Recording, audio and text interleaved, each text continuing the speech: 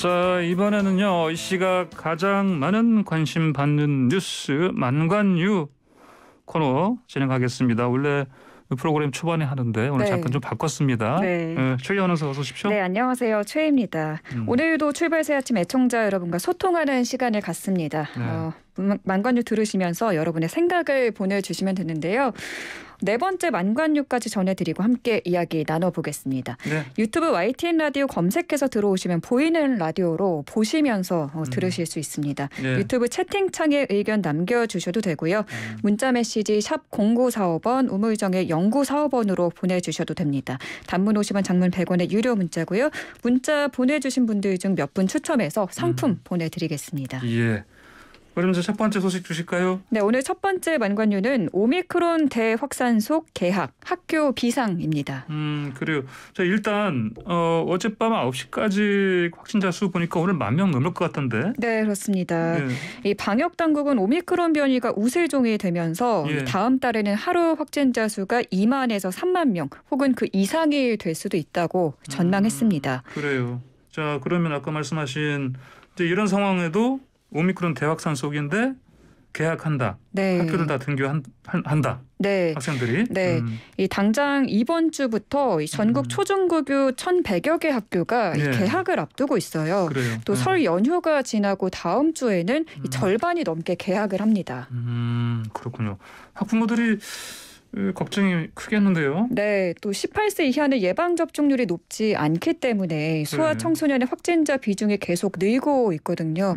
또 여기다 오미크론 변이까지 빠르게 확산하고 있어서 학부모와 교사들의 불안감이 커지고 있습니다. 거의 요즘 신규 확진자의 3분의 1 정도가 18세 이하 같던데. 네, 맞습니다. 이 초등학교 자녀를 둔 학부모는 개학 후 곧 봄방학이 시작되는데 위험을 무릅쓰느니 그냥 쭉 방학을 하다가 학교가 방역을 잘 준비해서 3월 신학기에 등교를 했으면 좋겠다라고도 말했습니다. 그렇군요.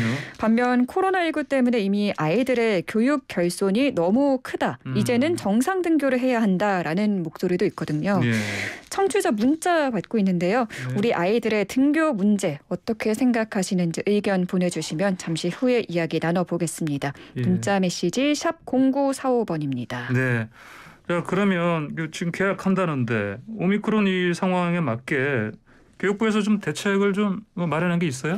네, 교육부는 일단 정상 등교를 고수하고 있고요. 이 오미크론 변이에 맞춘 학교 방역 대책은 설 연휴가 끝난 뒤에야 발표될 것으로 보입니다. 그래요? 네, 서울시 교육청도 2월 한 달간을 특별 방역 대책의 달로 운영하기로 했고요.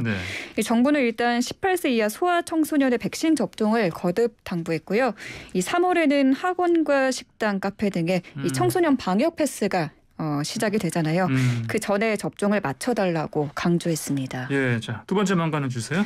두 번째 만관유는 광주 붕괴 아파트 실종자 추정 혈흔과 작업복 발견입니다. 거의 지금 이 신축 아파트 붕괴 사고 일어난 지 2주만 아닙니까? 네, 그렇습니다.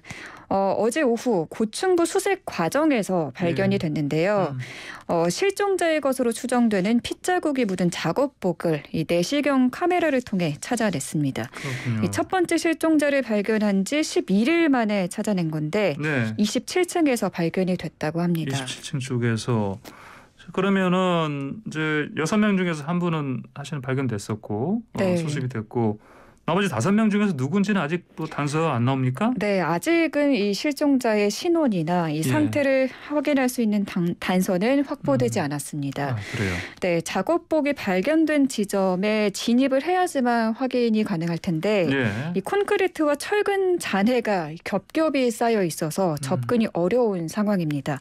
이 철근을 잘라내고 진입로가 확보돼야 본격적인 구조가 이루어질 텐데 이 소방당국은 앞으로 많은 시일이 소요될 것으로 보고 있습니다. 그렇군요. 자, 세 번째 만관유 주십시오. 네, 세 번째 만관유는 요양급여 부정수급 의혹 윤석열 장모 2심에서 무죄입니다. 어제 나온 2심 선고 말씀하시는 거네요. 1심에서는 유죄였는데. 네, 지난 1심에서는 징역 3년을 선고받았습니다. 그렇죠. 네, 불법으로 요양병원을 개설 운영한 혐의와 또 2년 동안 국민건강보험공단으로부터 요양급여를 부정하게 타낸 혐의였는데요. 어제 2심에서는 무죄가 나왔습니다. 그래요. 그러면 이렇게 2심에서 무죄 선고한 어떤 뭐 이유 뭡니까? 네, 최 씨가 동업자로 지목된 주모 씨와 요양병원 개설과 운영을 공모 동업했다는 게 인정이 안 되고 인정이 안 된다. 네. 공모 동업했다는 게 아니다. 네. 네. 또 이 국민건강보험공단을 속였다는 사기 혐의도 인정이 안 된다면서 무죄를 선고했습니다. 완전히 뒤바뀌었네요. 뒤엎어졌네요. 네, 전부 무죄가 나온 거고요. 예. 이 최 씨에게 징역 3년을 구형했던 검찰은 이번 판결이 기존 대법원 판결과도 배치가 되고 중요한 사실관계를 간과한 것 같다며 즉각 상고하겠다고 밝혔습니다. 예, 한테 상고했습니다. 네. 하겠다고 했겠죠. 예. 네, 한편 국민의힘은 윤 후보의 발목을 잡았던 이 장모 리스크, 처가 리스크가 일부 해소돼서 안도하는 분위기고요. 예. 윤석열 후보는 관련해서 별다른 입장을 내놓지 않았습니다. 알겠습니다. 자, 다음 마지막 만관해 주십시오. 네, 네 번째 만관유는 벼랑 끝에 내몰린 자영업자 눈물의 집단 삭발입니다.